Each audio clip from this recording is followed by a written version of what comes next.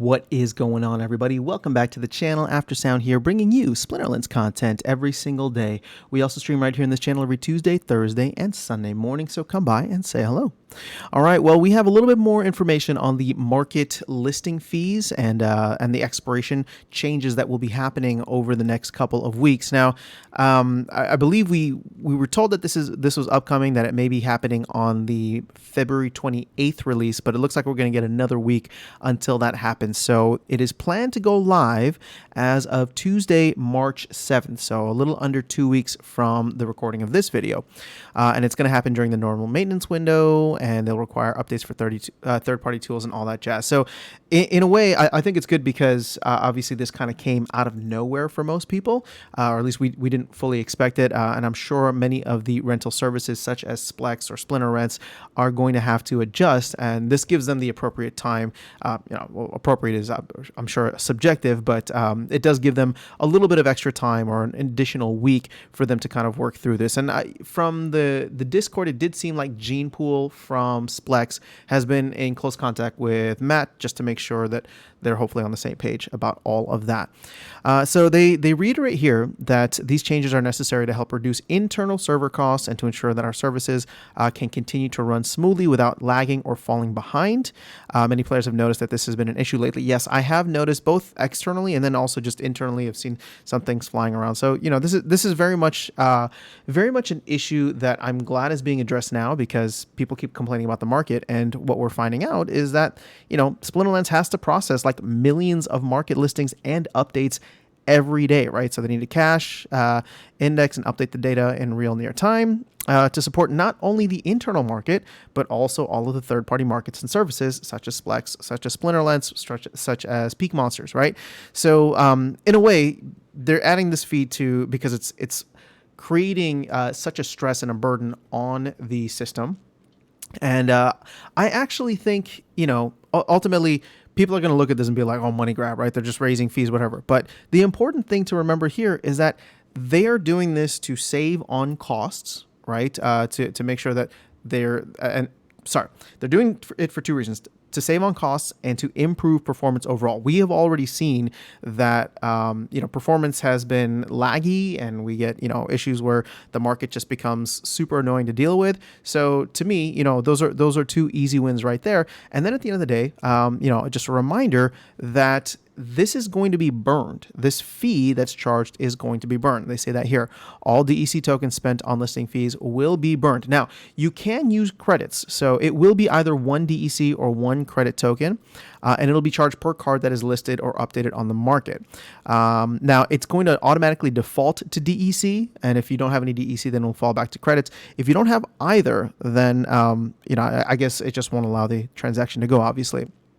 Now, here's an important thing. So please note, for rental listings, the fee will only be charged once the card is listed, and that card can be rented indefinitely without paying the fee again. So this coinciding with season rentals potentially coming next week, or maybe within the March 7th release as well. I hope we get season rentals next week, just so we can kind of get a feel for it. And then we get this listing fee, because at that point, if you know what you are expecting for the entire season, why not just put it up for the whole season? Like, the market's going to average out, and instead of having all of these changes, early season, we dump the market. Mid-season, it starts to rise. End of season, it goes crazy. People will just not want to deal with that. Maybe you don't want to have to worry about the resource credits. You don't have to worry about taking a fee, for example, from one of the automated rental services like Splex. Again, nothing against Splex. They're a great service, but it's just for people who might be looking to save. It's just like, well, if you know what the market is going for, and you can get that average in a season rental, and you're happy with that, and the person who's renting the cards are happy with that, I think these two changes coming in concert with one another will hopefully be good. Season rentals, and then obviously the fees. And they say, please note that even though the rental listing actions will now have a payment component, the posting key will still be able to be used for these transactions. There are many popular rental services which work using posting keys, and we do not want to break those, considering that this is a very low risk situation. Going forward, however, we do highly encourage third-party rental services to use the rental authority feature instead of requiring users to provide their posting keys. So I don't know if we're going to see a change in the services now, but obviously the less keys out that the less keys that you give out or that are floating around out there, the safer your account is. Obviously, I'm not trying to create any kind of market worry or whatever. This is obviously still low risk, but at the end of the day, if you can peel back a layer just to add an additional layer of security, that's always going to be a good idea. Now, the other side of this is the listing expiration. So new market listings will expire 30 days from when they are first listed, and existing listings will be set to expire 30 days from the date that this goes live. So if you have stuff that's rented or rented out already, then you don't need to worry about it until, what is it, April 7th, maybe April 6th. Now, here's another important part. Rental market listings will only expire if they have not been rented for 30 days. So once again, if you know what the going rate is, especially with season rentals, or if you're good with just something kind of steady that you know is going to get rented out over the course of a season, over the course of a month, right, or 30 days, then you kind of don't have to worry about it. You just set it and forget it. And sure, if the market starts to move, then you can make a change, right? If we start to see a little bit of player growth or, some kind of FOMO and hype that happens between Chaos Legion sellout and when Rebellion comes in, similar to what's happened in the previous times between sets or main sets, then you can go and pay 1 DEC. It's 0.1 of a penny in order to make some of these changes. But ultimately, I feel like this is going to make the market much less crazy. We won't see as much automated or botting that's happening in the markets where it's like I post something for 10 DEC and then someone comes and undercuts me for 9.99 and then someone comes and undercuts them for 9.98. Right? It's just like it'll set not an artificial floor, but it's like I'm going to set it for 10 DEC and then I'm not going to play that game. And now it's going to be costly for botting services or whatever to come in and play that game, right? So I like it overall. I think that this is going to be a good move. And then ultimately, it's going to be a massive DE sync and burn mechanic because, we will have to start burning DEC for all market activity.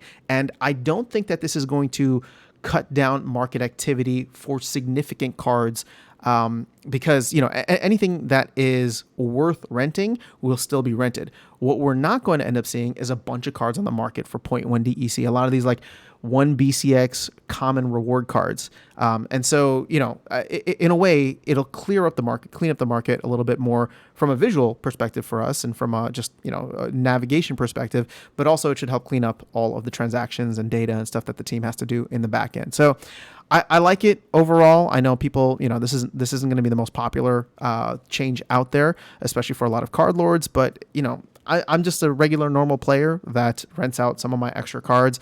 So there's not like a ton of income coming in for me.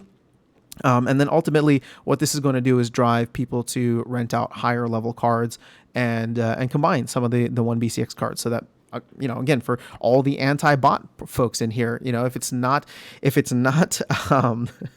for everybody worrying about like bots coming in and just dominating bronze or even silver again, if it's not going to be worthwhile for me to rent out cards or for anybody to rent out cards at the level 1 BCX, right, no matter what the card is, and it's going to incentivize me to get it to level 2 or for silver or gold and start renting those out, well, now we're increasing the costs for these bots. And sure, maybe they do go up to silver or gold, but also we start earning more from that, right? Because it scales up exponentially when you look at 1 BCX prices versus multi BCX prices. So that's all I have here. If you are interested in the technical details, they also have that down in this post. So make sure you check it out. Let me know your thoughts in the comments below. Like I said, ultimately I'm in favor of this, but I'm always curious to get your perspective and see if there's a blind spot that I have or something that I'm missing. So let me know. I'll catch you all in the next video and see you around the game. Take care.